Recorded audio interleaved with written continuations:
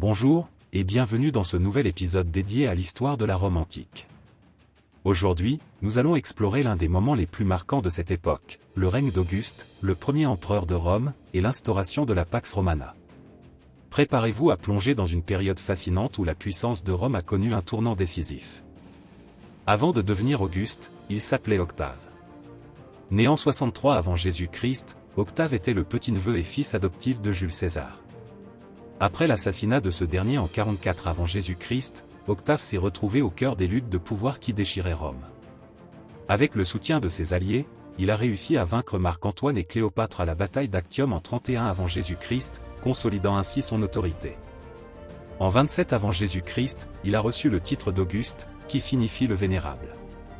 C'est à ce moment qu'il devient officiellement le premier empereur de Rome, mettant fin à la République et inaugurant l'Empire romain.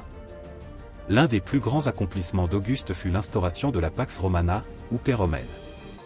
Cette période, qui s'étend sur environ 2 siècles, a marqué une stabilité politique et une prospérité économique sans précédent dans tout l'Empire romain. Sous Auguste, la puissance de Rome a atteint une nouvelle dimension, bien que l'Empire ait continué à s'étendre sous ses successeurs. Il a réorganisé l'administration de l'Empire, renforcé les frontières et promu le commerce à travers tout le bassin méditerranéen.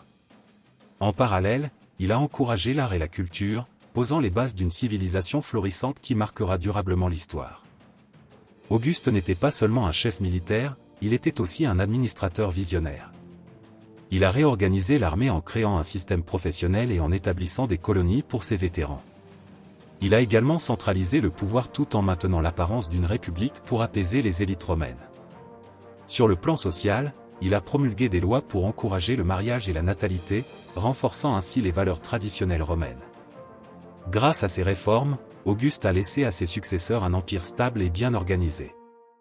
Le règne d'Auguste a servi de modèle à de nombreux empereurs qui lui ont succédé.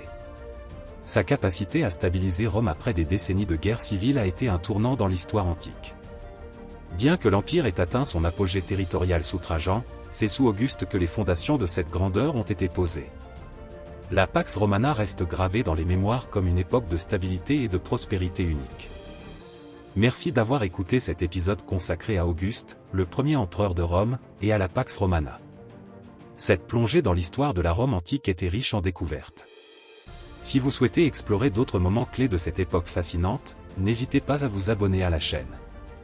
À bientôt pour un nouveau voyage dans le passé.